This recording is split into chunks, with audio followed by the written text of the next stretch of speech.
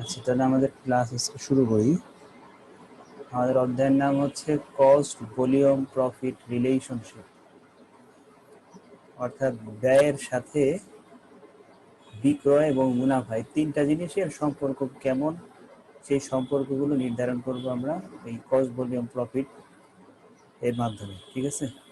এখন কস্ট বলতে আমরা নর্মালি দুইটা কস্ট বুঝি, এক হচ্ছে ভেরিয়েবল কস্ট, একটা হচ্ছে ফিক্সড কস্ট। আর ভলিউম বলতে নর্মালি আমরা সেলসটাকে বুঝবো। ঠিক আছে। তাহলে কস্ট বলতে sales, variable cost, fixed cost, আর ভলিউম বলতে সেলস, আর প্রফিট তো প্রফিটই। তাহলে এই তিনটার মধ্যে আমরা রিলেশন খুঁজে বের করার চেষ্টা করব এই চ্যাপ্টারে। তো এই চ্যাপ্টারটা করার মেইন শর্ত হলো যে এই চ্যাপ্টারটার সূত্র একটু বেশি। তো সূত্রগুলো আগে আমাদের আয়ত্তে আনতে হবে। সূত্রগুলো আয়ত্তে থাকলে আমরা অঙ্ক ইজিলি করে ফেলতে পারবো। এই চ্যাপ্টারটা ম্যাক্সিমাম বিষয়টাই জড়িত থাকবে সূত্রের উপর। শুধু সূত্র জানলেই হবে না, সূত্রগুলোর অ্যাপ্লাইও শিখতে হবে। কারণ এক একটা সূত্রের অনেকগুলো ভাবে করা যায়, মানে একটা রেজাল্ট অনেকভাবে তুমি করতে পারবা। Sales, profit, variable cost, fixed cost, এরকম অনেক কিছুই আছে যেগুলো একাধিক সূত্র দিয়ে বের করা যায়। তো তোমার সূত্র জানা থাকলেই হবে না, সূত্রগুলোর অ্যাপ্লাইও জানতে হবে। তো প্রায় 50-60টার মতো সূত্র আছে। তো এইগুলো আমরা বিভিন্ন টেকনিকে অ্যাপ্লাই করে সূত্রগুলো মুখস্থ করার ট্রাই করি। ঠিক আছে। আমরা সবগুলো মুখস্থ করব না, আমরা কিছু মুখস্থ করব এবং ওই কিছু দিয়েই আমরা আরো কিছু তৈরি করব। তো সেই জিনিসগুলি আমরা এখানে দেখাবো, কিভাবে একটা সূত্র থেকে আর একটা সূত্র ইজিলি করা যায়। আবার কিছু কিছু সূত্র আছে যে মানে টেকনিক করেও হয় না, ওটা মুখস্থই করতে হয়। আজকে দেখি কতগুলো সূত্র আমাদের মুখস্থ করার প্রয়োজন পড়ে। তো প্রথমে তোমরা দেখতেছো সেলস। এই সেলস অর্থাৎ বিক্রয়, বিক্রয় থেকে আমরা পরিবর্তনশীল ব্যয় বাদ দিই। ঠিক আছে। বিক্রয় থেকে পরিবর্তনশীল ব্যয় বাদ দিই। পরিবর্তনশীল ব্যয় কোনটা? যেটা উৎপাদন হ্রাস বৃদ্ধির কারণে যে ব্যয়ের পরিবর্তন হবে, সেই পরিবর্তনকে আমরা বলবো পরিবর্তনশীল ব্যয়। বিক্রয় থেকে পরিবর্তনশীল ব্যয় বাদ দিলে পাবো কন্ট্রিবিউশন মার্জিন। এর বাংলা হচ্ছে দত্তাংশ। ঠিক আছে, দত্তাংশ। যার মধ্যে কিনা দুইটা জিনিস থাকে, একটা হলো মুনাফা থাকে আর হচ্ছে ফিক্সড কস্ট থাকে। দুইটা জিনিস মিলেই হয় কি কন্ট্রিবিউশন। তুমি বিক্রয় থেকে পরিবর্তনশীল ব্যয় বাদ দিলে কন্ট্রিবিউশন পাবা, অথবা প্রফিটের সাথে ফিক্সড কস্ট যোগ করলেও কন্ট্রিবিউশন পাবা। কন্ট্রিবিউশন হচ্ছে মাঝখানে। তুমি এই দুইটা বিয়োগ করলেও আসবে কন্ট্রিবিউশন, অথবা এই দুইটা যোগ করলেও আসবে কন্ট্রিবিউশন। অর্থাৎ কন্ট্রিবিউশন হচ্ছে স্থির ব্যয়, এই সেলস এবং পরিবর্তনশীল ব্যয়ের পার্থক্য, অথবা বলতে পারি কি প্রফিট এবং ফিক্সড কস্টের যোগফল। বুঝতে পারছি? সেলস থেকে ভেরিয়েবল কস্ট বাদ দিয়ে কন্ট্রিবিউশন। তোমার যদি কন্ট্রিবিউশন প্রশ্নে দেওয়া থাকে, তাহলে এই কন্ট্রিবিউশন থেকে তুমি ফিক্সড কস্ট বাদ দিলে প্রফিট পাবে। অর্থাৎ এই চারজনের রিলেশনটা কেমন? এই সেলস থেকে সবাই বাদ, সেলস থেকে ভেরিয়েবল কস্ট বাদ, ফিক্সড কস্ট বাদ দিলে প্রফিট বের হবে। আবার তুমি যদি ফিক্সড কস্ট জানতে চাও, তাহলে সেলস থেকে বাকি সবাইকে বিয়োগ করবা, ফিক্সড কস্ট পাবা। আবার তুমি জানতে চাও ভেরিয়েবল কস্ট, এই সেলস থেকে সবাইকে বাদ দিবা, ভেরিয়েবল কস্ট বের হবে। আবার তুমি প্রফিট জানতে চাও, এই সেলস থেকে সবাইকে বাদ দিবা, প্রফিট বের হবে। বুঝতে পারছি? তার মানে এই চারটা মনে রেখে তুমি কয়টা সূত্র তৈরি করতে পারতেছো এখানে? এক হলো তোমার যদি সেলসের প্রয়োজন হয়, তাহলে সবগুলো যোগ করবা, variable cost, fixed cost, profit, তিনটা মিলে হচ্ছে সেলস, যেটা কিনা প্রথম সূত্রের মধ্যে দেওয়া হয়েছে। Variable cost, fixed cost and profit, তিনটার সমন্বয়ে কি হবে? সেলস নির্ধারণ করা। তারপরে তোমার দরকার ভেরিয়েবল কস্ট। ভেরিয়েবল কস্ট আমি এই সাইড আনছি, সেলস ট্যাগ থেকে সব বাকি দুটাকে বাদ দিতেছি। বুঝতে পারছো? এই দুটা কি কন্ট্রিবিউশন। এই যে দেখো সেলস, এই হলো কন্ট্রিবিউশন। সেলস থেকে কন্ট্রিবিউশন বাদ দিলে মাঝখানে যে থাকে সে হলো কি ভেরিয়েবল কস্ট। এই যে সেলস, এখান থেকে কন্ট্রিবিউশন বাদ দিছো, মাঝখানে একটা পেয়ে দিচ্ছি ভেরিয়েবল কস্ট। তার মানে সূত্রটাকে আমরা ইকুয়েশন মেথডে সাইড চেঞ্জ করে করে আমরা অনেকগুলো সূত্র তৈরি করতে পারবো এখানে। আবার ফিক্সড কস্ট দরকার, তাহলে ফিক্সড কস্ট, এই যে ফিক্সড কস্ট আমি এই পাশে আনলাম, তাহলে সেলস থেকে বাকি সবাইকে বাদ দিতেছি। এটা প্রশ্ন হতে পারে যে আমি এটাই পাশে আনলাম, এটা তো মাইনাস হওয়ার কথা। আমি পুরোটাকেই আনছি, ধরো পুরোটাকেই আমি এই পাশে আনছি আর এইটাকে এই পাশে আনছি, এনে এই দুইটাকে আবার এই পাশে যখন পাঠাবো তখন দুইটাই মাইনাস হয়ে যাবে না। অর্থাৎ সেলসটাকে তুমি অথবা তুমি সেলসটাকে এখানে রাখো, রেখে বাকি দুইটাকে এই পাশে পাঠাও, তাহলে কি সেলস থেকে ভেরিয়েবল কস্ট বা ফিক্সড কস্ট বা তাহলে পাওয়া যায় প্রফিট। তো ওই সরি ফিক্সড কস্ট, এই ফিক্সড কস্টটাই কিন্তু আমি এখানে রেখে আর ওইগুলোকে আমি এই পাশে আনছি। ঠিক আছে, এরপর আমরা প্রফিট যদি জানতে চাই, প্রফিট কিভাবে পাইছি, সেলস থেকে ভেরিয়েবল কস্ট বাদ দিয়ে ফিক্সড কস্ট বাদ দিয়ে, এখানে চার্টের মধ্যে বলতেছে। তো এইভাবে পাই প্রফিট, অথবা প্রফিট আমি এইভাবে বের করতে পারি। আমরা মাত্র কি শিখছি, সেলস থেকে ভেরিয়েবল কস্ট বাদ দিলে হয় কন্ট্রিবিউশন। তাহলে কন্ট্রিবিউশনের মধ্যে আমরা এটাও শিখছি যে দুইটা জিনিস থাকে, প্রফিট থাকে আর হচ্ছে ফিক্সড কস্ট থাকে। তো প্রফিট আর ফিক্সড কস্ট যদি আলাদা করতে চাই তাহলে কি করতে হবে, কন্ট্রিবিউশন থেকে আমার যেটা জানার দরকার সেটাকে এই পাশে রাখবো আর আরেকটাকে বাদ দেবো, কারণ ও হলো দুইজনের সমন্বয়, ফিক্সড কস্ট আর প্রফিট। আমি প্রফিট জানতে চাই তাহলে ফিক্সড কস্ট বাদ দিব, আবার ফিক্সড কস্ট জানতে চাইলে প্রফিট বাদ দিব। বুঝতে পারছি? এগুলো নিজেদের খাতায় লিখে লিখে তোমার নিজেরই ট্রাই করতে হবে যে দেখি আমার এখানে কি কি সূত্র হয়। এইভাবে আমাদেরকে সূত্র প্র্যাকটিস করতে হবে। বুঝতে পারছি? নিজে নিজে সূত্রগুলো প্র্যাকটিস করতে হবে। এখন এক একজন এক একভাবে সূত্র প্র্যাকটিস করতে পারে, সেটা ডিপেন্ড করতেছে স্টুডেন্টদের উপর যে কে কীভাবে মনে রাখতে পারে। আমি জাস্ট খালি লাইনটা ধরাই দিলাম, এইভাবে পড়বে, তারপরের কাজ হলো তোমার তুমি কিভাবে মনে রাখবে। আচ্ছা, এইটা গেল হচ্ছে 5 নাম্বার। কে জানি মাইক্রোফোন অন রাখছো, এটা অফ করে দাও। সঞ্চয় আমি মিউট করে দিলাম। Sorry sir. ওটা যদি জয়েন হওয়ার সাথে সাথে অন হয়ে থাকে, ওটা এসে সাথে সাথে অফ করে রাখবে। কোথায় ছিলাম? এরপরে প্রফিট এইভাবেও হয়, মার্জিন অফ সেফটির সাথে প্রফিট রেশিও বা সিএম রেশিও গুণ দিয়ে। প্রফিট কিভাবে পাবো, মার্জিন অফ সেফটি অর্থাৎ নিরাপত্তা প্রান্তের পরিমাণ বা টাকা দেওয়া থাকবে, সেই টাকার সাথে আমরা পিভি রেশিও, এর পূর্ণরূপ হচ্ছে profit volume ratio. Profit volume ratio, এটাই যে এখানে লেখা আছে, সমস্যা নেই। তো এটার আরেকটা নাম আছে, সেটা হলো সিএম রেশিও অর্থাৎ কন্ট্রিবিউশন মার্জিন রেশিও। দুইটাকে একই জিনিস দুই নামে রাখা হয়। ঠিক আছে, তারপরে তুমি কন্ট্রিবিউশন কিভাবে পাবা, আমরা একটু আগে শিখাইছি। কন্ট্রিবিউশন এই যে এটা, সেলস থেকে ভেরিয়েবল কস্ট বাদ দিলেও কন্ট্রিবিউশন হয়, অথবা প্রফিটের সাথে ফিক্সড কস্ট যোগ করলেও কন্ট্রিবিউশন হয়। এই কাজটা এমএস মানে কি? মার্জিন অফ সেফটি, নিরাপত্তা অংশ কতটুকু, নিরাপত্তা অংশ কতটুকু। এটা আসলে চিত্রতে দেখালে একটু ক্লিয়ার হবে, চিত্রটা আমার আঁকতে মনে নাই। ওই আমরা আগে ব্রেক ইভেন পয়েন্টের একটা চিত্র আঁকতাম না, সবাই কম বেশি হয়তো আঁকছো, ইন্টারনেট ফিনান্স থাকে বা ফার্স্ট ইয়ারে ফিনান্সের মধ্যে লিভারেজের চ্যাপ্টারও ছিল। ঠিক আছে, ওইখানে মার্জিন কি বলো ব্রেক ইভেন সব জায়গায় কম বেশি পড়ছি, ইকোনমিক্সে পড়ছি। ঠিক আছে, ওইখানে চিত্রের মাধ্যমে দেখালে সুন্দর হইতো, মার্জিন অফ সেফটিটা আসলে কি সেটা বোঝানো যাইতো। তো প্রফিটের অতিরিক্ত যেটাকে হয় সেটাকে মার্জিন অফ সেফটি বলা হয়, প্রফিটের অতিরিক্ত টাকা। আচ্ছা, তো এরপরে আমরা তো গেলাম এই জিনিসগুলোকে কিভাবে সাইড চেঞ্জ করে করে কি করা যায় সেগুলো দেখলাম। মাঝখানে খালি বাড়তি একটা শিখছি, সেটা হলো এইটা ওইগুলো ওই রিলেটেড না, মানে সাইড চেঞ্জ করে না, এটা অন্য ওয়েতে। তাহলে তুমি কিন্তু এই একটা সূত্রের সাহায্যে তুমি 6টা সূত্র এখানে তৈরি করতে পারতেছো।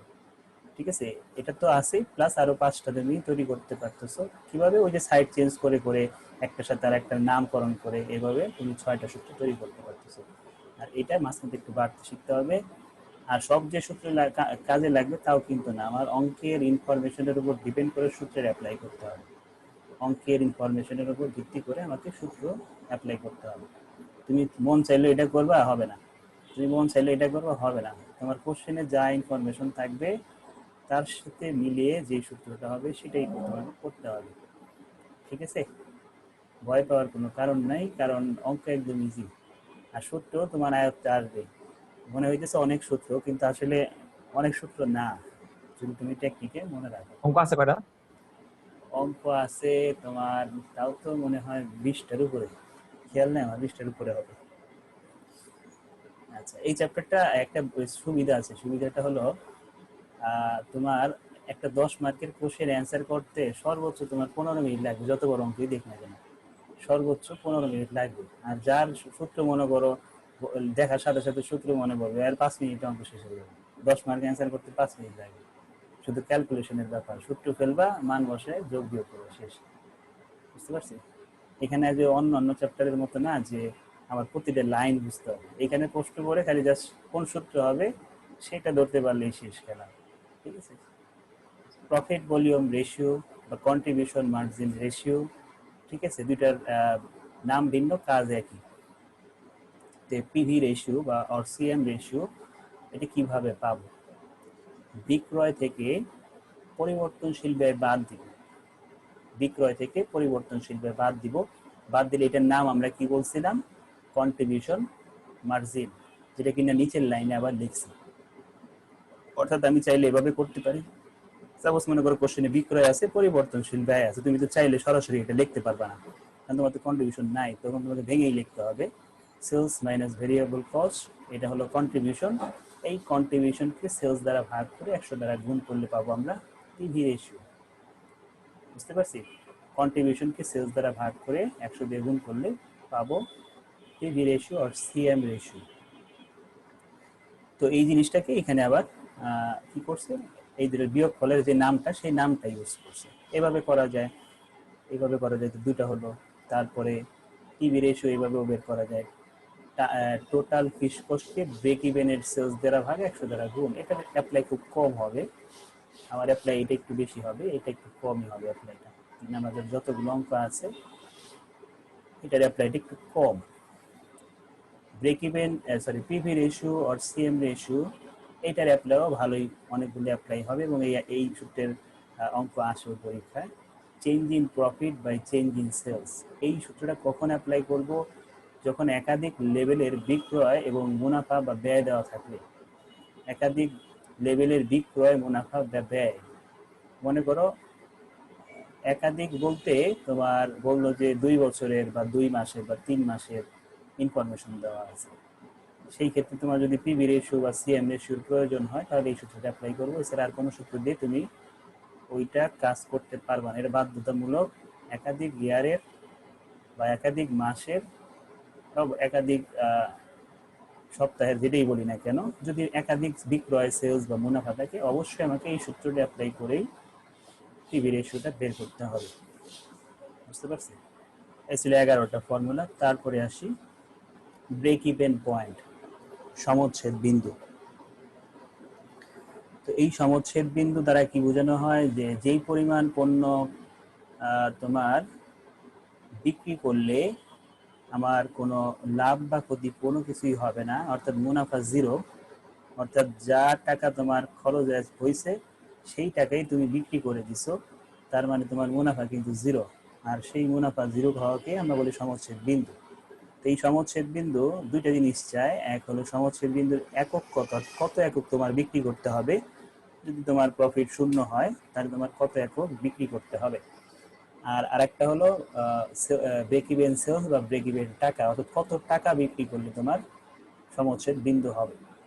তো প্রশ্নে যদি কোনো কিছুই বলা না থাকে যে টাকা বের করবা নাকি ইউনিট বের করবা, এরকম অনেক সময় বলা থাকে না যে তোমাকে কোনটা বের করতে বলছে, বলছে ব্রেক ইভেন বের করো, এখন এটা কি ইউনিট না টাকা কিছুই বলে নাই। তো সেই ক্ষেত্রে আমরা যদি দেখি যে দুইটাই বের করা পসিবল, দুইটাই করব। আর যদি দেখি না দুইটা বের করা পসিবল না, একটা বের করা যাবে, তাহলে একটাই করে দিব। সেটা আমরা অঙ্ক দেখলেই বুঝবো যে কয়টা বের করা যায়, কয়টা বের করা যায়। তো সূত্র হলো স্থির ব্যয়কে এসপি মাইনাস ভিসি দ্বারা ভাগ, ফিক্সড কস্টকে সেলিং প্রাইস পার ইউনিট থেকে ভেরিয়েবল কস্টের প্রাইস যদি পার ইউনিট বাদ দেই, আমরা শিখছি কি একটু আগে, সেলস থেকে ভেরিয়েবল কস্ট বাদ দিলে কন্ট্রিবিউশন। তো এই ক্ষেত্রে কি হবে, এটা নিতেছি আমরা প্রতি এককের, একটা এককের বিক্রয় মূল্য কত, একটা এককের স্থির পরিবর্তনশীল ব্যয় কত। তাহলে আমরা এখানে কি আর শুধু কন্ট্রিবিউশন লিখবো না, আমরা লিখবো কন্ট্রিবিউশন পার ইউনিট, যেটাকে আমরা শর্টকাটে লিখি সিপিইউ, কন্ট্রিবিউশন পার ইউনিট।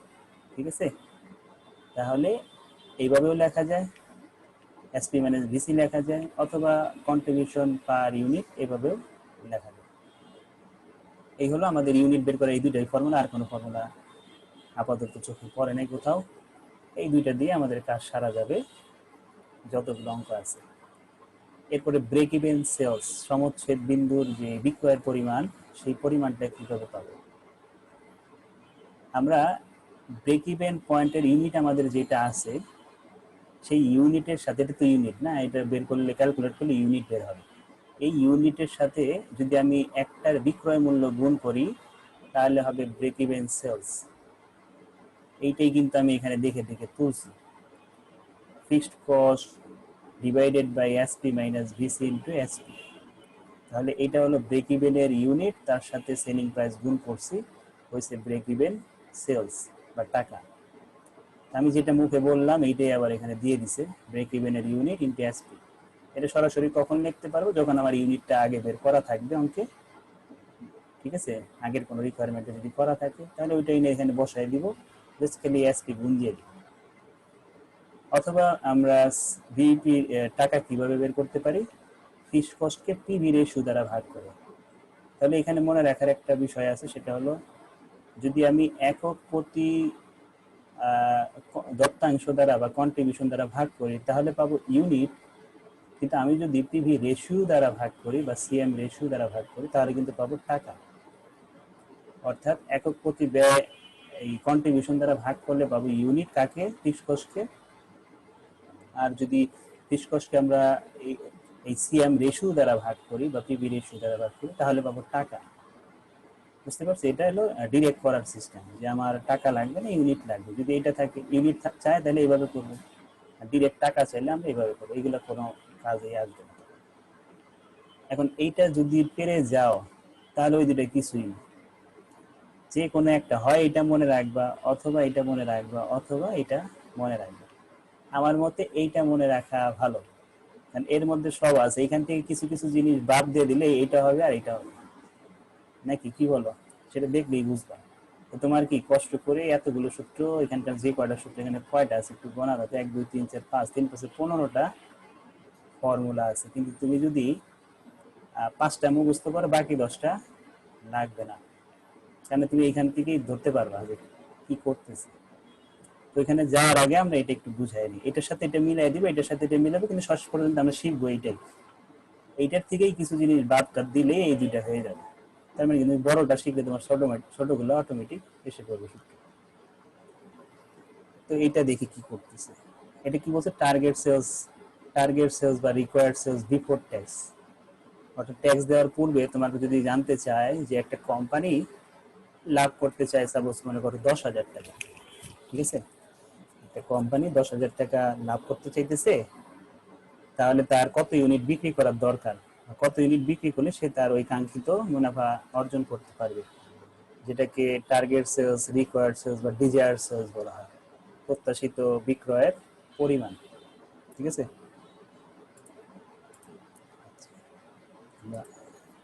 কই হারায় গেলাম, স্ক্রিনে, ঠিক আছে।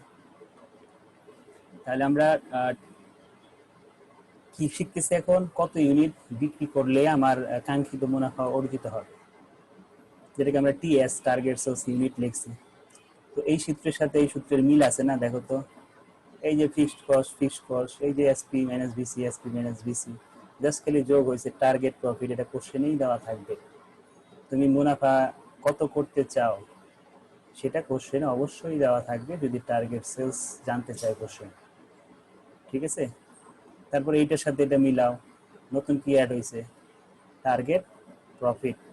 এটার সাথে এটা মিলাও, কি অ্যাড হয়েছে, ফিক্সড কস্টের সাথে টার্গেট প্রফিট। তারপর নিচেরটায় আসো, এটা কি হয়েছে, এখানে নিচে ব্রেক ইভেনের ইউনিট আর এখানে নিব টার্গেট সেলসের ইউনিট, ঠিক আছে। এরপর এখানে দেখো কি করছি, ফিক্সড কস্ট, এখানে ফিক্সড কস্ট, এখানে পিভি রেশিও, এখানে পিভি রেশিও, জাস্ট খালি টার্গেট প্রফিট অ্যাড হয়েছে। তার মানে কি তোমার এটা শিখলে এটা শেখা লাগতেছে না, তুমি খালি টার্গেট প্রফিট গুলো কাইটা দিবা সব জায়গা থেকে, টিপি যেখানে ছিল সব কেটে দিবা, ব্রেক ইভেনের সূত্র হয়ে যাবে। এরপরে এইটা টার্গেট সেলস বা রিকোয়ার্ড সেলস যদি আফটার ট্যাক্স, তাহলে আফটার ট্যাক্স হলে এই প্রফিটটার সবগুলোর প্রফিটের নিচে 1 মাইনাস ট্যাক্স রেট হবে, প্রত্যেকটার নিচে 1 মাইনাস ট্যাক্স রেট হবে। এটা দেওয়া লাগবে না, কারণ তুমি তো এটা ওই উপরের অ্যান্সারটাই তো এখানে বসাইছো না, কারণ উপরে তুমি আফটার ট্যাক্স বাদ দিতেছো, ভাগ করতেছো। দেখো এটার সাথে এটা মিলাও, কি করছি 1 মাইনাস ট্যাক্স রেট, এই যে এখানে 1 মাইনাস ট্যাক্স রেট, যেখানে টিপি আছে সব জায়গায় 1 মাইনাস ট্যাক্স রেট। এটা কেন দেয় না, কারণ তুমি তো এখানে বের 1 মাইনাস ট্যাক্স রেট দিয়ে করছো, ওই জিনিসটাই তো এখানে বসাবো। ঠিক আছে, এরপরে এখানে 1 মাইনাস ট্যাক্স রেট। তার মানে কি বোঝা গেল, আমি যদি এইটা শিখি এবং এইটার নিচের অংশটুকু যদি কেটে দেই সবগুলো সূত্র থেকে, তাহলে পাবো হলো target sales unit before tax, আর পুরো অংশটাই যদি আমি কেটে দিই এখান থেকে, তাহলে পাবো ব্রেক ইভেন পয়েন্টের টাকা এবং ইউনিট বের করার ফর্মুলা। তাহলে এখানে কিন্তু আমার একটা সূত্র শিখতে হইতেছে, এবং এই একটা দুইটা, আর এইখানে 3 4 5 6 7টা। ঠিক আছে, 7টা। আর এইখানে এটার সাথে তো এটা মিলই ছিল না, এই 8টা 9টা 10টা, এই পুরো শীটটা থেকে 26টা সূত্র শেখার চাইতে তুমি 10টা সূত্র শিখবা, তোমার 26টা সূত্রের কাজ হয়ে যাবে। ঠিক আছে, আরেকটা পেজ আছে সূত্রের। আচ্ছা, এটা আমার ওই যে এই কম্পিউটারে করা ছিল, মানে ওয়ার্ড ফাইল ছিল, তো কম্পিউটার সমস্যার কারণে সেট আপ দিতে গিয়ে এই ফাইলটা আবার ছিল হলো সি ড্রাইভে, মানে ডকুমেন্টে, তো ওইখান থেকে কেটে গেছে। পরে এইটা ভাগ্যে সেটা পিন কপি ছিল, পিন কপি থেকে ছবি তুলে এই ক্লাসটা নিতে হইতেছে। বেঁচে হলে আবার এই বোর্ডে সবগুলো আমি না দেখে দেখে সবগুলো সিরিয়ালি তুলি, সব মুখস্থ হয়ে গেছে। তারপরে কি আর সব মাথায় সেট আছে। ঠিক আছে, তো এখানে তো স্ক্রিন শেয়ারে দেখাই দিতেছে, এই জন্য আবার বাধ্য হয়ে আমার ছবি তুলে এটাকে ঠিকঠাক করতে হয়েছে। আর এটা যদি আবার কম্পোজ করে আবার সময় রাখতাম। তারপরও যতটুকু করা যায় দেখি। এখন দেখাবো আমরা আরেকটা কাজ দেখাবো। এইখানে যাওয়ার আগে আমরা নিচেরটা আগে দেখবো। এখানে কয়টা সূত্র দেখছো, 1 2 3 4 5, 3 5 15টা সূত্র। 15টা সূত্র মুখস্থ করার কোনো প্রয়োজন নাই, তুমি 3টা কথা খালি মনে রাখবা। ঠিক আছে, 3টা কথা মনে রাখলেই তোমার 15টা, কেন আরো যদি থাকে তাও ওটাও বের করতে পারবা। শুধু 3টা কথা মনে রাখবা। এই ছকের যে 15টার একটাও তোমাকে মুখস্থ করতে হবে না। ঠিক আছে, তো দেখি কি কি আমাদের কথা বলতেছি। যে কোনো রেশিও এর সাথে সেলস গুণ দিলে তার মোট টাকা পাওয়া যাবে। ঠিক আছে, এই 3টাও মুখস্থ করতে হবে না, একটা মুখস্থ করলেও হবে। সেটার টেকনিকটা আমি দেখাই। তার মানে তুমি একটা কথা মনে রাখবা এবং সেই কথা দিয়ে তুমি 15টা সূত্র তৈরি করতে পারবে। বলতেছে যে কোনো রেশিও এর সাথে সেলস গুণ দিলে তার মোট টাকা পাওয়া যাবে। যে কোনো রেশিওর সাথে সেলস গুণ দিলে, একটা উদাহরণ দেখি। এই যে সেলস, প্রশ্নের মধ্যে মনে করো সেলস তোমার আছে এবং CM ratio, contribution margin ratio আছে। সেলস আছে, কন্ট্রিবিউশন মার্জিন রেশিও আছে। যদি কন্ট্রিবিউশন মার্জিন রেশিও না থাকে, সেটা আমরা বের করা শিখছি আমি প্রথম পেজে, কীভাবে কন্ট্রিবিউশন মার্জিন রেশিও বের করতে হয়। প্রথম পেজে সবার উপরে ডান পাশে ছিল। ঠিক আছে, ধরে নিলাম এটা আছে, তাহলে আমি সেলসের সাথে এটা গুণ করলাম, পেলাম কি সিএম, কন্ট্রিবিউশন মার্জিন। তাহলে তাদের কথা মিল আছে। যে কোনো রেশিওর সাথে, প্রশ্নে যেই রেশিওই থাকুক না কেন, সেই রেশিওর সাথে তুমি যদি বিক্রয় গুণ দাও, তাহলে তুমি কি পাবা, ওই রেশিওর যে টাকাটা, সেই টাকাটা পাবা। বুঝতে পারছো বিষয়টা? সেলস আছে, সিএম রেশিও আছে, তাহলে সিএম এর টাকা বের করতে হলে কি করতে হবে, তোমাকে সেলসের সাথে ওই রেশিওটা গুণ করছে। এই কথার ভিত্তিতেই দেখো বাকিগুলাও করছি। কি কি করছি, variable cost, sales into variable VC ratio, মানে ভেরিয়েবল কস্টের রেশিও। প্রফিট বের করছি কিভাবে, sales into profit ratio. Break ইভেনের টাকা বের করছি কিভাবে, sales into BP ratio. MS এর টাকা কিভাবে বের করছি, সেলস ইনটু এমএস রেশিও। বুঝতে পারছো বিষয়টা? তার মানে তোমার হাতে যদি কোনো সেলস থাকে এবং তুমি যার টাকা বের করতে চাইতেছো তার যদি তোমার অনুপাত জানা থাকে, তাহলে সেলস এবং ওই অনুপাতটা গুণ করলেই তুমি সরাসরি টাকা বের করে ফেলতে পারবে।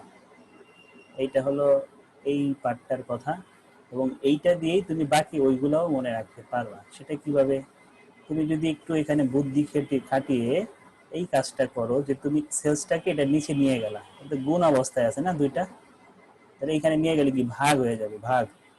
তাহলে কন্ট্রিবিউশন মার্জিন ভাগ সেলস, এটা থাকলে এটা দ্বারা আমরা কি বুঝবো, মার্জিন অফ সেফটি রেশিও। তার মানে তুমি এখন আরেকটা জিনিস বের করতে করা শিখলা, সেটা হলো তোমার যদি কোনো রেশিওর প্রয়োজন হয় তাহলে অবশ্যই তোমার কি লাগবে, যেই রেশিও তুমি বের করতে চাচ্ছ তার টাকাটা লাগবে এবং বিক্রয় লাগবে। তাহলে তার টাকাকে আমি বিক্রয় দ্বারা ভাগ করে 100 দিয়ে গুণ করলেই আমি তার অনুপাত পাবো। বুঝতে পারছি বিষয়টা? এই জিনিসটাকেই আমি যদি সাইড চেঞ্জ করে এটাকে এই পাশে আনি, ভাগ হয়ে যাবে। তাহলে কন্ট্রিবিউশন মার্জিনকে সেলস দ্বারা ভাগ করলে আমি পাইতেছি কন্ট্রিবিউশন মার্জিন রেশিও। এই দেখো এই জিনিসটা এখানে পড়ছে। আবার মনে করো তোমার দরকার ভিসি রেশিও, তাহলে ভেরিয়েবল কস্টকে সেলস দ্বারা ভাগ 100 দ্বারা গুণ করলে ভিসি রেশিও পাবা। আবার দরকার প্রফিট রেশিও, তাহলে sales divided profit divided by sales into 100 সমান সমান প্রফিট রেশিও। আবার ব্রেক ইভেনের টাকা, এটাকে ভাগ করবা সেলস দিয়ে 100 দিয়ে গুণ করবা, পাবা কোনটা, ব্রেক ইভেন রেশিও। আবার তোমার এমএস এর টাকা আছে, সেলস আছে, দুইটা ভাগ করবা, মার্জিন অফ সেফটির রেশিও পেয়ে যাবে। বুঝতে পারছি? এই কথাটা এখানে লিখছি যে যে কোনো রেশিও বের করতে হলে তার মোট টাকাকে সেলস দ্বারা ভাগ করতে হবে। তার মানে কি তোমার এই পুরো পার্টটা মনে না রাখলেও চলবে, শুধু এই কথাটা মনে রেখে তুমি মনে করো এইটা জানো, এইটাকে তুমি নিজেই সাইড চেঞ্জ করে সূত্র তৈরি করে ফেলতে পারবে। ঠিক আছে? ঠিক একই বিষয় দেখো, সেটা হলো এই যে আমার এখন দরকার মনে করো সেলস, আমি তো একটা কি শিখলাম, সিএম বের করতে হলে এই দুইটা গুণ করতে হবে, সিএম রেশিও বের করতে হলে সিএম কে সেলস দ্বারা ভাগ করতে হবে। আবার এখন তুমি চাইতেছো না আমার সেলস দরকার, তাহলে তুমি এটা নিচে পাঠিয়ে দাও, সিএম কে সিএম রেশিও দ্বারা ভাগ করো, তাহলেই সেল হবে। আবার ভেরিয়েবল কস্ট রেশিও দ্বারা ভাগ করো, বের হবে কি সেলস। তার মানে এখানে কি দাঁড়ালো কথাটা, যে যার যার টাকাকে তার তার অনুপাত দ্বারা ভাগ করলে বিক্রয় বের হবে। এই কথাটা এখানে লিখি, যার যার মোট টাকাকে তার তার রেশিও দ্বারা ভাগ করলে সেলস পাওয়া যাবে। অর্থাৎ কন্ট্রিবিউশনকে কন্ট্রিবিউশন রেশিও দ্বারা ভাগ করলে সেলস, ভেরিয়েবল কস্টকে ভেরিয়েবল কস্ট রেশিও দ্বারা ভাগ করলে হবে সেলস, প্রফিটকে প্রফিট রেশিও দ্বারা ভাগ করলে হবে সেলস, ব্রেক ইভেনের টাকাকে ব্রেক ইভেনের রেশিও দ্বারা ভাগ করলে হবে সেলস, এমএস এর টাকাকে এমএস এর রেশিও দ্বারা ভাগ করলে হবে সেলস। তাহলে তোমাদের কিন্তু আমি সূত্র কিন্তু অনেক কমায় ফেলছি এখানে, একটা কথায় তুমি 15টা সূত্র তৈরি করতে পারতেছো। বুঝতে পারছো? এই জিনিসগুলো কিন্তু কোনো বই তো এভাবে সাজায় দেয় নাই, আর কেউ বলবেও না। ঠিক আছে? এগুলো এটা বের হওয়ারও একটা কারণ আছে। এটা যে আমি বের করতে পারছি তার পিছনে একটা আছে, সেটা হলো ম্যানেজমেন্ট অ্যাকাউন্টিং এর যতগুলো চ্যাপ্টার আছে তার মধ্যে সবচেয়ে কঠিন বা বিরক্তিকর চ্যাপ্টার ছিল আমার কাছে এইটা। ঠিক আছে? সব চ্যাপ্টারের অঙ্ক বড় বড়, এই চ্যাপ্টারের অঙ্ক ছোট ছোট, কিন্তু এইটাই প্যাচ লাগতো। কেন প্যাচ লাগতো, যখন আমি অঙ্ক করতে যাইতাম বইয়ের মধ্যে তো সূত্র সিরিয়ালি দেওয়া, যেটা কিনা তোমাদের শীটে আমি দিছি, এটা কিন্তু এটা শীটে যারা প্রিন্ট কপি নিছো তাদের শেষের দিক দিয়ে পাবা, দুইটা দুইটা পেজ আছে, মানে এক পেজে পিটে আছে। ঠিক আছে? তো ওইখানে তুমি পাইতেছো, কি বলে, এটা পাইতেছো। বই আবার এইভাবে দেওয়া নাই, বই আবার ওই শীটের প্রথম দিক দিয়ে দেখবা দুইটা পেজ আছে, শীটে আবার ওইভাবে দেওয়া। ঠিক আছে? শীটও ওইভাবে দেওয়া। এখন এই জিনিসটাকে এইভাবে আনার পিছনে একটাই কারণ, যেটা হলো, যেটা আমি ফেস করছি, সেটা সূত্র আমি ধরতে পারতাম না কখন কোনটা আমি অ্যাপ্লাই করবো। ঠিক আছে? তো সূত্র ধরার আগে তো আমার সূত্র জানতে হবে। তো এই সূত্রগুলো আমি এত মনে রাখবো কিভাবে, এইটাই আমার মাথার মধ্যে ঘুরতো। সেই পারপাসে এই জিনিসগুলো আমি সাজাইতে পারছি, কারণ আমি প্র্যাকটিস করছি অনেক, এবং নিজে নিজে চেষ্টা করতাম যে একটা থেকে আর একটা কিভাবে কোনো ওয়েতে কিছু করা যায় কিনা। তো ওই হিসেবেই আমার এইগুলো এভাবে সাজাইতে পারছি। বুঝতে পারছি? এইভাবে কোনো বইতে সাজানো দেখবা না। এখন আমরা এই জায়গায় দেখি relation between different ratio and টাকা অ্যান্ড ইউনিট। তো পরবর্তীতে এইরকম করার পরে এরপরে আমার কাছে সবচেয়ে সহজ মনে হয়েছে এই চ্যাপ্টার। ঠিক আছে? এরপরে এর চেয়ে সহজ চ্যাপ্টার আমার কাছে ম্যানেজমেন্ট অ্যাকাউন্টিং একটাও মনে হয়নি। আচ্ছা, এই জন্য দেখো, যেটা এই পারতেছো না ওইটা নিয়ে একটু সময় দেবো, ওইটার পিছে যতই খারাপ লাগুক ওইটাতে একটু সময় বেশি দিলেই দেখবো ওইটাই ইজি হয়ে গেছে। বুঝতে পারছি? যেমন এই যে বিজনেসম্যান সবার কাছে এগুলো কঠিন লাগে। তো ওইটা একটু সময় নিতে হবে, কারণ অঙ্ক তো আর সবগুলো একরকম না, এক একটা এক এক রকম এক একভাবে করতেছে, এক একভাবে সমাধান হইতেছে। এই জিনিসগুলো তখনই পারবা যখন তুমি একটু প্র্যাকটিস করবা, একটু বেশি বেশি অঙ্ক করবা, কেন হইতেছে এরকম সেটা একটু বোঝার চেষ্টা করবো, তাহলে তোমার কাছে সবকিছু ইজি হবে। আর তুমি বুঝতেছো না, মনে করো 5 মিনিট করতেছো অঙ্ক, ভালো লাগে না, উঠে গেলাম, আর ধরলাই না, করলে আরেকজনের আশায় রইলা যে আরেকজনে বুঝাই দিব তারপরে আমি করবো। হ্যাঁ, এরকম হলে জীবনেও কিছু হবে না, ঠিক আছে, কিছু শিখতে পারবে না। নিজের একটু চেষ্টা দেখতে, বারবার চেষ্টা করার পর যদি তুমি না পারো তখন তুমি কারো হেল্প নিবে। নিজের আগে চেষ্টা করে দেখতে হবে যে পারতেছো কিনা। আর তুমি যদি কারো হেল্প ছাড়াই কোনো কিছু পেরে যাও, ওই জিনিসটা দেখে কখনো ভুলবে না, ঠিক আছে? আচ্ছা, তো প্রফিট রেশিও, আমরা এখন রেশিওর যেই রিলেশনশিপ একটা রেশিওর সাথে আর একটা কিভাবে কি করা হয় সেই জিনিসগুলো আমরা এখন দেখব। তো আমাদের এই ratio normally profit volume ratio, VC ratio, MS ratio, break even ratio, profit ratio, ঠিক আছে? প্রফিট ভলিউম আর প্রফিট কিন্তু এক না, হ্যাঁ, দুইটা দুই জিনিস। প্রফিট ভলিউম মধ্যে কন্ট্রিবিউশনের অনুপাতটা কতটুকু, আর শুধু প্রফিট রেশিও মানে প্রফিটটা কতটুকু, ঠিক আছে? তো রিলেশনগুলো একটু দেখি। এই পিভি রেশিও পাবো কিভাবে পাবো, মানে একটা পারলে আর একটা অটোমেটিক আইসা পড়বে, কারণ একটাই সাইড চেঞ্জ করে করে আর একটা তৈরি করবো আমরা। স্যার প্রফিট আর ওইটার মধ্যে পার্থক্যটা কি বললেন? প্রফিট রেশিও হলো মুনাফাটা কতটুকু, মানে মুনাফার হারটা কত, সেলসের মধ্যে কতটুকু অংশ মুনাফা আছে। আর প্রফিট ভলিউম রেশিও দ্বারা বোঝানো হইতেছে যে এই সেলসের মধ্যে প্রফিট, ফিক্সড কস্ট এবং প্রফিট মিলে কত আছে। ফিক্সড কস্ট এবং প্রফিট মিলে কি কন্ট্রিবিউশন না? তাহলে কন্ট্রিবিউশনের রেশিও মানে কি, যে 100% টাকার মধ্যে কতটুকু ফিক্সড কস্ট এবং প্রফিট আছে, দুইটা মিলে আছে, ঠিক আছে? প্রফিট ভলিউমের আর এক নাম কি, সিএম রেশিও। আর সিএম রেশিও মানে কি, কন্ট্রিবিউশনকে বুঝাইতেছে। আর কন্ট্রিবিউশন মানে আমরা কি জানি, প্রফিট আর ফিক্সড কস্ট যেটাতে একসাথে থাকে, দুটো একত্রে আমরা বলতেছি কন্ট্রিবিউশন মার্জিন। তাহলে 100%, ঠিক আছে, 100% প্রফিট রেশিও কিভাবে পাবো, 100% থেকে ভিসি রেশিও। এই জিনিসটাও কিন্তু নতুন না, সেটা কিভাবে, আমরা প্রথম একটা ছক দিছি না, একটু আমরা আগের পেজে যাই। এই যে দেখো তো, সেলস থেকে কি বাদ দিছি, ভেরিয়েবল কস্ট, পাইছি কি কন্ট্রিবিউশন মার্জিন। তা আমি এখন কি করতেছি, এই সেলসকে টাকায় না ধরে আমরা পার্সেন্টেজে ধরতেছি। তাহলে সেলসের পার্সেন্টেজ থেকে ভেরিয়েবল কস্টের পার্সেন্টেজ বাদ দিতেছি, কন্ট্রিবিউশন মার্জিনের পার্সেন্টেজ পাইতেছি। আমি কিন্তু এইখানেই কিন্তু ওই সূত্রের যে বেসিক জিনিসটা সেটা কিন্তু এইখানেই আছে। তো এইরকম তুমি যদি রেশিও চাও, তাহলে এই 100% থেকে এই রেশিও বাদ দিলে এই রেশিও পাবা। আবার এই টাকা থেকে এই টাকা বাদ দিয়ে তুমি পাইতেছো কন্ট্রিবিউশন মার্জিনের টাকা। আবার সেলসের ইউনিট থেকে ভেরিয়েবল কস্টের ইউনিট বাদ দিলেও হবে কন্ট্রিবিউশন মার্জিনের ইউনিট। অর্থাৎ তুমি একই কনসেপ্ট, ইউনিট, টাকা আর রেশিও, তিনটা ক্ষেত্রে অ্যাপ্লাই হইতেছে। তো কি করছি এখন, সাইড চেঞ্জ করছি না, যে আমার মনে করো প্রয়োজন ভিসি রেশিও, তা আমি এটাকে এই পাশে আনছি, এই পাশে এটাকে এই পাশে আনছি, 100টাকে এই পাশে রাখছি। অথবা তুমি 100কে এই পাশে নিলেও তো একই হবে না, বা এটা এখানে, এটা, হ্যাঁ ঠিক আছে, এইভাবে এটা এই পাশে আসলে বিয়োগ হবে, এই পাশে আসলে যোগ হবে। এখন বলতে 100% কার, 100%টা কার বলতে পারবে কেউ, 100% নাকি এমনি আসছে 100%, বলো তো দেখি। তোমাকে, তুমি অঙ্ক করবা কোনো সময় বলবে না কেউ এটা কি, বলবে 100% সূত্রে। তুমি যা, তোমাদের সাথে যারা আছে তুমি ওদের জিজ্ঞাসা করো, চ্যাপ্টারটা শেষ হইলে জিজ্ঞেস করো এই 100টা কিসের। এটা যে ফুল সেলস এর টাকাটা 100%, যে variable cost, fixed cost plus হ্যাঁ সেলস। হ্যাঁ, এই 100% হলো সেলস। তার মানে এই 100% আমরা কি বুঝতেছি, সেলসকে বুঝতেছি, ঠিক আছে? তো অনেকের জিজ্ঞেস করলে কেউ ধর এটা সূত্রের 100, বলতেই পারো না এই 100 কিসের। তাহলে এই বিক্রয়, এটা হলো বিক্রয়, বিক্রয় থেকে পরিবর্তনশীল ব্যয়ের যে অনুপাত সেটা বাদ দিলে আমরা প্রফিট ভলিউম রেশিওর অনুপাতটা পাইতেছি। ঠিক একইভাবে আমি সাইড চেঞ্জ করে ভেরিয়েবল কস্ট রেশিও পাইতেছি। আবার কার সাথে কার সম্পর্ক, এমএস রেশিওর সাথে বিইপি রেশিওর সম্পর্ক, ব্রেক ইভেন পয়েন্ট রেশিওর সম্পর্ক।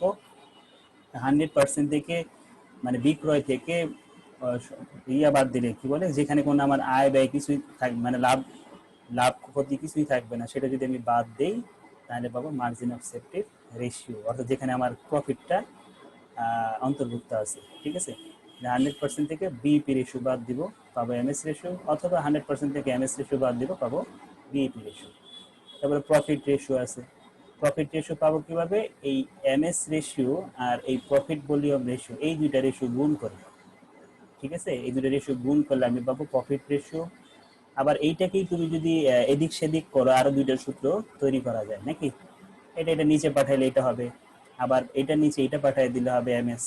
বুঝতে পারছি, এই জিনিসটাকে সাইড চেঞ্জ করলে আরো দুইটা সূত্র তুমি পাইতেছো। এই এখানে যেই কাজটা করছে, এটা কাজ করছে হলো আহ, কি বলে রেশিও নিয়ে, আর এখানে হলো টাকা নিয়ে। সেলসের টাকা থেকে ভেরিয়েবল কস্টের টাকা বাদ দিবা, আবার কন্ট্রিবিউশন মার্জিনের টাকা, অথবা ভেরিয়েবল কস্ট আমি এই পাশে আনলাম, সেলস থেকে কন্ট্রিবিউশন বাদ দিলে ভেরিয়েবল কস্ট বের হবে। এই জিনিসটাই এখানে অ্যাপ্লাই করছে, এখানে ইউনিট ছিল, এখানে টাকা ছিল, আর এখানে সরি এখানে রেশিও ছিল, এখানে টাকা ছিল, আর এখানে ইউনিট ছিল, একই কনসেপ্ট কিন্তু দেখো, জাস্ট এখানে রেশিও, এখানে টাকা, এখানে ইউনিট। বুঝতে পারছি, এই তো আমাদের সূত্র। নিচে ছোট দুই একটা আছে, ওটা আমাদের খুব একটা কাজে লাগবে না, শুধু যে এইটা কাজে লাগবে একটু, এই যে 56 নাম্বারটা একটা অঙ্কে কাজে লাগবে, এটা যেটা কিনা আমরা আমাদের নিজেদের পরীক্ষায় আসছিল একটা অঙ্কে।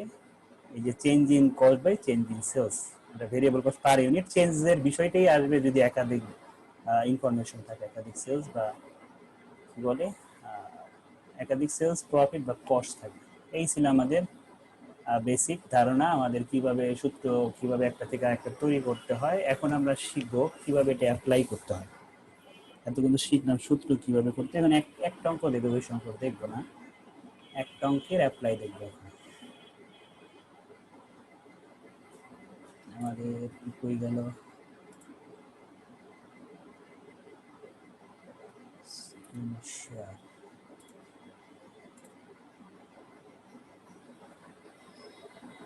থার্ড ইয়ার ম্যানেজমেন্ট এবং এমবিএস অর্থাৎ মাস্টার্স প্রিলিমিনারিতে যারা আছে ওদের এই চ্যাপ্টারটা আছে,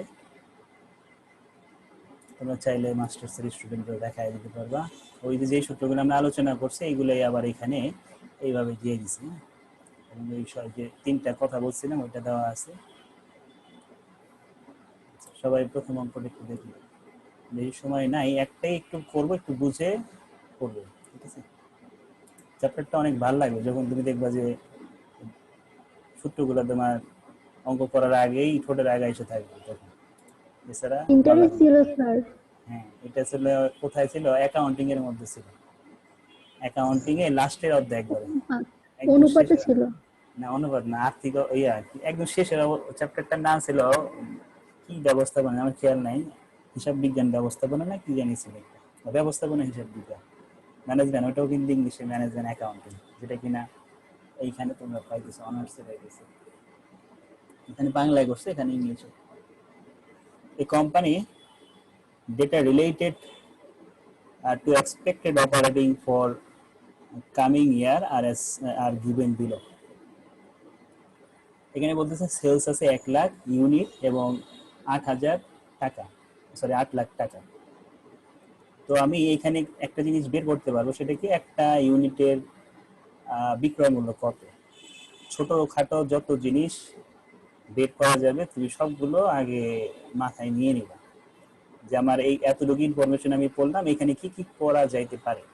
এখানে একটা জিনিসই বের করা যাবে, সেটা কি, যে একটা পণ্যের বিক্রয় মূল্য কত সেটা আমি বের করতে পারবো কিভাবে, 8,00,000 ইউনিটকে আমি যদি 1,00,000 ইউনিট দ্বারা ভাগ করি তাহলে আমি পাবো একটা ইউনিটের বিক্রয় মূল্য কত। এছাড়া তোমার কোনো কিছু বের হবেও না, আর লাগবেও না। এই 8 টাকা আমার কোনো কাজের প্রয়োজন হইতে পারে যদি সামনে রিকোয়ারমেন্টের উপর ডিপেন্ড করে। পারচেস প্রাইস অফ প্রোডাক্ট, তুমি পণ্য কিনতে গেছো, পণ্য কিনছো 3,00,000 টাকা, ঠিক আছে, তাহলে একটা পণ্যে কত গেছে, 3 টাকা করে গেছে। আর তুমি পণ্য কিনছো কয়টা, পণ্য কেনা যতটুকু বিক্রয় এই অঙ্কে এতটুকু, কারণ আমাদের আলাদাভাবে প্রোডাকশন কত সেটা দেওয়া নাই। ঠিক আছে, আর আলাদা কত প্রোডাক্ট কিনছো সেটা বলা নাই, আছে সেলস ইউনিট, পুরো কোশ্চেনে একটাই ইউনিট আছে, তার মানে এইটাই কিনছো তুমি, এইটাই বিক্রি করছো। ঠিক আছে, আর পণ্য উৎপাদনের জন্য তুমি পণ্য কিনছিলে 3,00,000 টাকার, ঠিক আছে, 3,00,000 টাকার পণ্য কিনছো, 1 লাখ ইউনিটের জন্য একটার দাম কত করে পড়ছে, 3 টাকা করে পড়ছে। আর তুমি এই পণ্যটার উপর কমিশন দিছো আবার 10%, এই সেলসের উপর কমিশন। সেলস ছিল 8 লাখ, তার 10% কমিশন 80,000 টাকা। ঠিক আছে, তাহলে এই দুইটা বলো তো কি, এই দুইটা একত্রে কি বলা যায়? এই দুইটাকে একত্রে কি বলা যাইতে পারে? দুইটাই তো খরচ নাকি? দুইটাই খরচ। এখন কোন ধরনের খরচ? পরিবর্তনশীল ব্যয়। কেন পরিবর্তনশীল হয়? কারণ স্যার কমিশন স্যার এটা স্যার চেঞ্জ হবে, 10% অন কমিশন, সেলস বাড়লে ওইটার উপরে কমিশনটাও 10% করে বাড়বে, মানে এটা চেঞ্জ হবে পারচেজ প্রাইস। আর তো পণ্যের দামও তো আর কি পরিবর্তন হয় না, মেবি স্যার আমি সেটা দাম জানি না না। তো, ওই প্রোডাকশন চেঞ্জ হবে, মানে 1 লাখ কিনলে একরকম হবে, 3 লাখ কিনলে একরকম হবে, এরকম। তার মানে দুইটাই আমাদের পরিবর্তনশীল ব্যয়। এবং ইজিলি বুঝে যাওয়া সেটা হলে যে কন্ট্রিবিউশন মার্জিন আছে। হ্যাঁ, আমরা জানি কি সেলস থেকে ভেরিয়েবল কস্ট বাদ দিলে কন্ট্রিবিউশন, এই কন্ট্রিবিউশনই কিন্তু এখানে দেওয়া আছে। এই 8 লাখ টাকা বিক্রয় থেকে এটা হলো পরিবর্তনশীল ব্যয়, বাদ দিছি। বাদটা এক হিসেবে ব্র্যাকেট দেওয়া উচিত ছিল, ব্র্যাকেট দিয়ে দিই, কারণ আগে তো লেসও লেখা নেই। হ্যাঁ, বাদ দিলে তুমি পাইতেছো কন্ট্রিবিউশন মার্জিন। এই কন্ট্রিবিউশন মার্জিন থেকে তুমি ফিক্সড কস্ট বাদ দিতেছো, পাইতেছো প্রফিট। ঠিক আছে, এখন আমরা কিন্তু আরো কয়েকটা জিনিস আমাদের এখানে জানতে হবে, আরো কি কি করা যাইতে পারে এখানে। সেটা হলো, আমি যদি চাই একক প্রতি পারচেজ প্রাইস কত, সেটা তো বললাম 3 টাকা। একক প্রতি কমিশন কত পড়তেছে, 0.80 টাকা। তাহলে টোটাল ভেরিয়েবল কস্ট, একটার ভেরিয়েবল কস্ট কত পড়তেছে, 3.8 টাকা। আবার যদি আমি জানতে চাই একটার কন্ট্রিবিউশন মার্জিন কত, মানে যত ইনফরমেশন আছে, তুমি যদি এটাকে একটা পণ্যে কনভার্ট করতে চাও, ওই 1 লাখ দিয়ে ভাগ করে দিবে, তোমার যেটা প্রয়োজন হবে। তুমি চাইতেছো ফিক্সড কস্ট 3 লাখ টাকা হয়েছে, কত টাকা ইউনিটের জন্য, 1 লাখের জন্য, তাহলে একটা পণ্যের ফিক্সড কস্ট কত, 3 টাকা করে। প্রফিট হয়েছে 1,20,000, তার মানে 1.2 টাকা করে প্রতি ইউনিটে আমার প্রফিট হয়েছে। এই হলো আমাদের ইনফরমেশন। তো এইগুলো আমরা আগেই সেট করে নিলাম যে কি কি আমরা এখান থেকে করতে পারবো। আমরা ওই জিনিসগুলো চাওয়া মাত্র এখানে করে ফেলবো যদি প্রয়োজন হয়। The managing director of the company has some question for you to answer. Each situation is independent of the other. একটা থেকে স্বাধীন রিকোয়ারমেন্ট, তুমি আলাদা আলাদাভাবে সবগুলো চিন্তা ভাবনা করবা। এইভাবে আমরা কি করব, ক্যালকুলেশন করব। প্রথমে বলতেছে যে হোয়াট ইজ দ্য কোম্পানির ব্রেক ইভেন পয়েন্ট। কোম্পানির ব্রেক ইভেন পয়েন্ট কত? ব্রেক ইভেন পয়েন্ট এখানে টাকা নাকি ইউনিট কোনো কিছু উল্লেখ নাই, আমাকে দুইটাই বের করতে হবে এবং দুইটাই বের করা যাবে। দুইটা বের করা যাবে, এই জন্য দুইটাই আমরা বের করব। প্রথমে বের করব ইউনিট। আমরা শিখছি ফিক্সড কস্টকে ভাগ করতে হয় আর selling price per unit minus variable cost per unit দ্বারা। ঠিক আছে, তাহলে আমরা সেলস প্রাইস পার ইউনিট আমাদের এখন লাগতেছে কত টাকা বের হবে, 8 টাকা। ভেরিয়েবল কস্ট পার ইউনিট 3.80 টাকা। যেই ওয়ার্কিংটা আমরা এই যে ফার্স্টে করছি, দেখো কি করছি, সেলিং প্রাইস পার ইউনিট বের করছি, variable cost price per unit বের করছি। এইভাবে করা যায়। আরেকটা ওয়ে আছে, সেটা কি, তুমি কন্ট্রিবিউশন মার্জিন এর টাকাকে একক দ্বারা ভাগ করো, তাহলে 4.2 হবে। আমার তো কন্ট্রিবিউশন মার্জিন দিয়ে আমি অঙ্ক করতে পারি নাকি, কন্ট্রিবিউশন মার্জিন দিয়ে আমি অঙ্ক করতে পারি 4.2। তো এই যে দেখো বিয়োগ করলে তো 4.2 হবে। তার মানে দুইটা ভাবে তুমি করতে পারো। এক, selling price per unit, variable cost per unit দুইটা বের করে দুইটা বিয়োগ করা, অথবা সরাসরি বিয়োগফল তো তোমার আছেই, এই বিয়োগফলকেই অর্থাৎ কন্ট্রিবিউশনকে তুমি যদি একক দ্বারা ভাগ করো, তাহলে কন্ট্রিবিউশন পার ইউনিট হবে, তাহলে ওইটা দিয়েও সরাসরি ভাগ করা যাবে। এটা তোমার ইচ্ছা, তুমি এই এসপিবিসি দিয়ে করবা নাকি সিএম দিয়ে করো, তোমার উপর ডিপেন্ড করে। দুইটা ক্ষেত্রে সেম আসবে, কারণ তুমি এখানে বের করে বিয়োগ করতেছো, আর এখানে বিয়োগ করাটাকে দিয়েই সরাসরি ভাগ দিতেছো। বুঝতে পারছি? এরপর ইউনিট তো পেলাম, টাকা কিভাবে পাবো? আমার যেহেতু ইউনিট আছে, এই ইউনিটের সাথে এসপি গুণ দিলে তুমি টাকা পেয়ে যাবে। ইউনিট হলো ৭১,৪২৯, আর একটার মূল্য হলো 8 টাকা করে, তাহলে ব্রেক ইভেন সেল আসলো ৫,৭১,৪৩২। বুঝতে পারছি? ব্রেক ইভেনের আমরা দুইটা সূত্রে অ্যাপ্লাই করলাম, একটা ইউনিটের, একটা হলো টাকার।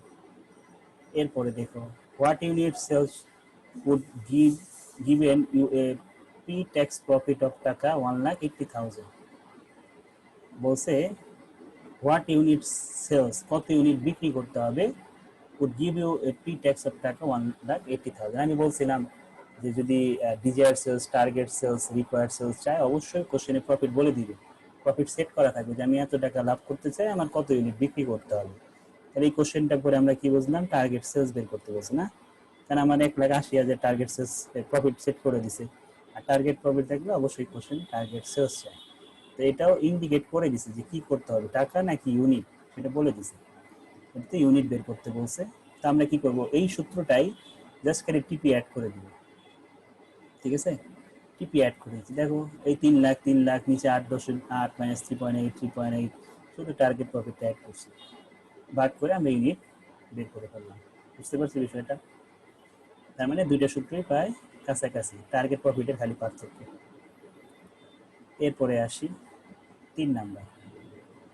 3 নাম্বারে আমি একটু অ্যান্সারটা ঢেকে দিই, কোশ্চেনটা পড়বা, সবাই একটু পড়বা এবং আমাকে বলবা এখানে আসলে কোশ্চেনটা করা হয়েছে। যদি তোমরা আমার না বোঝানোর ছাড়াই তোমরা যদি বুঝে যাও তাহলে তো ভালো, আর যদি না বোঝো তাহলে আমারই বুঝাইতে হবে। দেখি কেমন বুঝো, এটা কি চাইছি একটু বলবা কেউ। If the company could sells 1 lakh unit and wants to pay tax of টাকা 1,80,000, what price would it have to charge? এতটুকের মিনিং কি? মানে স্যার একটা কোম্পানি যদি 1 লাখ ইউনিট পণ্য বিক্রয় করে আর যদি প্রফিট করতে চায় 1,80,000 টাকা, তাহলে পণ্যের আর কি মূল্য কতটুকু চেঞ্জ করতে হইব সেটাই চাইছে। মানে এখানে টার্গেট টিপিটা বের করতে হইব।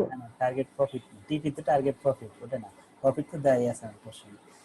এখানে যেটা বলছো ওইটাই, সেটা হলো একটা কোম্পানি 1 লাখ ইউনিট পণ্য বিক্রি করবে, যেটা কিনা আগেও করতো, প্রফিট করতে চাইতেছে এখন 1,80,000, কিন্তু আগে সে প্রফিট করতো 1,20,000। তার মানে কিন্তু তার প্রফিটের মাত্রা কিন্তু বেড়ে গেছে, আগের থেকে সে বেশি প্রফিট করতে চায়। যেহেতু প্রফিট বেশি করতে চায় তাহলে তার পণ্যের মূল্য কিন্তু বেশি হইতে হবে নাকি। তাহলে তুমি এখান থেকে একটা ধারণা নিতে পারো যে কোশ্চেনটার অ্যান্সার অবশ্যই 8 টাকার বেশি হবে, কারণ সে প্রফিট বেশি করতে চায়। তুমি আর কিছু না পারো সেটা কি, তুমি আগেই অ্যান্সারটা কি হইতে পারে, কেমন হইতে পারে সেটার আইডিয়া কিন্তু তুমি নিতেছো, আর সেটা নেওয়ার কারণেই তোমার কি হইতেছে, তুমি অ্যান্সারটা করে যদি দেখো যে বেশি, তাহলে তোমার একটা দিক থেকে তুমি ক্লিয়ারতে থাকতে পারো যে তোমার অঙ্কটা যে হয়েছে। আর যদি কোনো কারণে 8 টাকা বা 8 টাকার কমে আসে, তাহলে অবশ্যই তুমি বুঝবে যে তোমার অঙ্ক হয় না। বুঝতে পারছি? তাহলে এই জিনিসগুলো শর্টকাট, যে বিষয়গুলো এগুলো একটু মাথায় রাখতে হবে, অঙ্কটা আসলে হইতেছে কিনা সেগুলোও কিন্তু আইডিয়া করা যায় আগে থেকে। তাহলে 8 লাখ আগে ছিল 8 টাকা, এখন অবশ্যই বেশি হবে। কেন বেশি হবে? কারণ প্রফিট তার বেশি, প্রোডাকশন কিন্তু সেম, প্রোডাকশন যদি আবার বেশি হতো সেই ক্ষেত্রে কমও হইতে পারত, প্রোডাকশন বিক্রয় বেশি, বিক্রয় মূল্য কম, সেই ক্ষেত্রেও কিন্তু অ্যান্সার হবে। আমি শুধু বলছি কি, প্রোডাকশন যেহেতু সেম, অবশ্যই বিক্রয় মূল্য বেশি হবে, কারণ প্রফিট বেশি করতে চায়। তাহলে এই প্রফিট সেলিং প্রাইসটা কত হবে সেটা কোশ্চেনে যেটা ছিল ওইটার কথা বলে না, নতুন করে আবার ধরতে বলছে। তাহলে আমি ওইটাকে আমি এক্স ধরবো, যেই দ্রব্যের মূল্য যেটা বের করতে বলছে সেটাকে আমি এক্স ধরবো। এটাই করছি। দেখ, let sales price is X. তো আমরা সেলস মানে জানি ওই যে একদম সর্বফার্স্ট যে সূত্র, sales is equal to variable cost, fixed cost আর হচ্ছে প্রফিট। ঠিক আছে, তো আমরা কি করবো এখন, সেলস তৈরি করবো। সেলসের ইউনিট আমাদের কোশ্চেনে দেওয়া আছে 1 লাখ। এই 1 লাখ না, কিন্তু নতুন যে 1 লাখ দিছে সেটা ওই বলতে পারে একই, কারণ দুইটাই তো সেম অ্যামাউন্ট। এটা বললি কার এটা বলি, তার মানে অ্যাকচুয়ালি কিন্তু এইটাই নিতে চান, ওইটা না। তাহলে 1 লাখ ইউনিটের সাথে কি গুণ দিতে হয়, একটার দাম কত সেটা যদি গুণ না দেয় তাহলে কি আমি মোট সেলস পাবো না। আমরা যেটা পাইতেছি সেটা হলো 1 লাখ ইউনিট, এবং আমি ওই যে X টাকা ধরছি, X গুণ দিলাম, তাহলে এই পুরোটা হলো আমার সেলস। ঠিক আছে, পুরোটা আমার হচ্ছে সেলস। একটু বড় করে, তাহলে আমার এই পুরোটা হচ্ছে সেলস। এরপর আমার লাগবে পরিবর্তনশীল ব্যয়, স্থির ব্যয় আর প্রফিট। আমরা শেষের দিকে একটু বোঝার সুবিধার্থে শেষের মানগুলো একটু বসাই। প্রফিট আমাকে সেট করে দিছে কত, 1,80,000, 1,80,000 বসালাম। আমার ফিক্সড কস্ট সব জায়গায় একই থাকবে, কোনো পরিবর্তনের কথা না বলা থাকলে 3 লাখ বসাই দিছি, ঠিক আছে। এখন আমার শুধু বাকি রইলো কি পরিবর্তনশীল ব্যয়, সবই কিন্তু বসাইছি, শুধু পরিবর্তনশীল ব্যয়টা বসানো বাকি।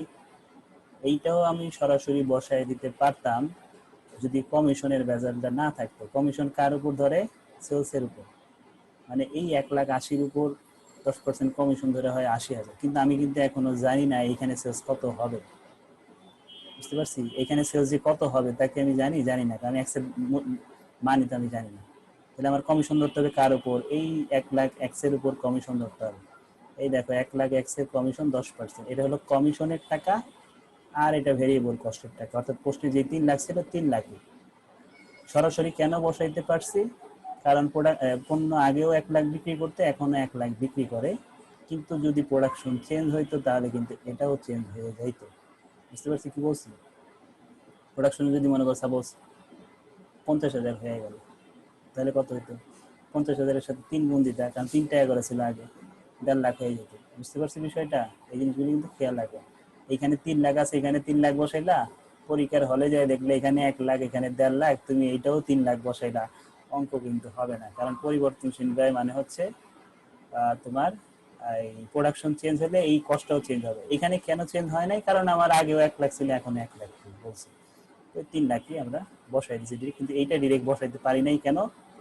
ওই যে আমাদের সেলসের উপরে পার্সেন্ট। যদি নর্মাল সরাসরি বলতো কমিশন 80,000 টাকা, তাহলে এই 80,000 ডিরেক্ট বসাই দিতে পারতাম, কিন্তু এটা বিক্রয়ের উপর বলছে, এই জন্য এটা আমি সরাসরি চাইলেও বসাতে পারবো না, এই টাকার উপরেই পার্সেন্টেজ করতে হবে। তাহলে আমরা ব্যাকেটটা তুলে দিব, তুলে এই 3 লাখের 3 লাখ, 1,00,000-এর 10% করলে হবে 10,000 এক্স, এই 3 লাখ আর এই 1,80,000 যোগ করে হলো 4,80,000, ঠিক আছে। তাহলে আমরা এই এই 1,00,000 এক্স থেকে 10,000 এক্স বাদ দিলাম, আর এখানে 7,80,000 থাকে, তাহলে 8.67 থাকে প্রতি এককের বিক্রয় মূল্য, যেটা কিনা আমরা ধারণা করে রাখছিলাম আগে, সেটাই ঠিক হয়েছে না। মানে 8 টাকার বেশি হওয়ার কথা, 8 টাকার বেশি হয়েছে। Last requirement, last requirement to ঝামেলা নাই। If the purchase price of product increase by 10%, purchase price of product 10% বাড়াইতে বলছে। তো purchase price of product কত ছিল? 3 লাখ, এটা 10% বাড়াইতে বলছে, ইনক্রিজ করলাম, তাহলে কত হয়ে গেল? 3,30,000। আর কমিশন ছিল আমাদের, কমিশনটা আমি অ্যাড করে নিলাম, তাহলে আমাদের নতুন কন্ট্রিবিউশন মার্জিন বের হলো 4.10, যেটা কিনা আগে 4.20 ছিল, মানে 4,20,000 ছিল, সেটা এখন কত হয়ে গেছে? 4,10,000 হয়ে গেছে, ঠিক আছে। তাহলে আমরা এখন যেটা করব, আমাদের এইখানে একটু ভুল আছে, এখানটাই ভুল আছে, এটা হবে কন্ট্রিবিউশন মার্জিন পার ইউনিট, ঠিক আছে। এটা কন্ট্রিবিউশন মার্জিন, নাকি ভুল করছি? সরি, এইটাই ঠিক আছে, এইটা বলেছি আমি, তো বলি এটা হয় কিনা। কন্ট্রিবিউশন ভেরিয়েবল কস্ট, দুইটা মিলে ভেরিয়েবল কস্ট না, কমিশন আর পারচেজ দুইটা মিলে ভেরিয়েবল কস্ট, এটা ভুল হয়েছে এখানে, কস্ট ঠিক হয়ে গেল। হ্যাঁ, তাহলে আমার টোটাল ভেরিয়েবল কস্ট এই পারচেজ প্রাইস অফ প্রোডাক্ট আগে ছিল, প্লাস নতুন ইনক্রিজ হয়েছে, অ্যাড করলাম, করে কমিশন অ্যাড করলাম, হলো ভেরিয়েবল কস্ট টোটাল কত, এটাকে আমি 1,00,000 ইউনিট দিয়ে ভাগ করে আমার নতুন ভেরিয়েবল কস্ট বেড়েছে 4.8, আর আগের ভেরিয়েবল কস্ট ছিল 3.8, সেসটা আগেরটাই থাকবে 8 টাকা। আর তোমরা কোশ্চেন করতে পারো যে এইটাও তো আমি নিতে পারতাম, কোশ্চেনে আমাকে আগেই বলে দিছে যে একটা থেকে আর একটা স্বাধীন, একটা জিনিস আর একটাতে নেওয়া যাবে না, ঠিক আছে। অর্থাৎ প্রত্যেকটা সিচুয়েশনের জন্য আলাদা আলাদা চিন্তা করবে। তাহলে এই 8 টাকা, আমি 8 টাকা বসালাম, নতুন ভেরিয়েবল কস্ট বেরিয়েছে 4.1 বসাইছি, আমার টার্গেট প্রফিট করতে চাইছি কত? টার্গেট প্রফিট 72,000 এবং ট্যাক্স আছে, ঠিক আছে। তাহলে ট্যাক্স এই 72,000-কে ট্যাক্স 1 মাইনাস ট্যাক্স দিয়ে ভাগ করতে হবে, 72,000 1 মাইনাস ট্যাক্স, 3,00,000 টাকা ফিক্স করছিল, 8 টাকা আগের সোর্স ছিল, শুধুমাত্র চেঞ্জ হয়েছে এই জায়গাটায়, ভেরিয়েবল কস্টটা চেঞ্জ হয়েছে, আর এগুলো তো প্রশ্নই দেওয়া আছে 72,000 ট্যাক্সে, এই জিনিসগুলো, ঠিক আছে। তো আমাদের আজকে ক্লাস এই পর্যন্তই, আমরা নেক্সট ক্লাসে বাকি অঙ্কগুলো দেখবো। তোমরা একটু বাসায় সূত্রগুলো একটু প্র্যাকটিস করবে, এই অঙ্কের সলিউশনটা একটু নিয়ে নাও। তোমার কাজ হলো বাসায় বারবার সূত্রগুলো লেখা, সূত্র পারলে অঙ্ক ইজি হবে, কারণ এইগুলো আমরা যেভাবে ডিরেকশন দিচ্ছি আমরা ওইভাবে কাজ করছি। বুঝছি সবাই?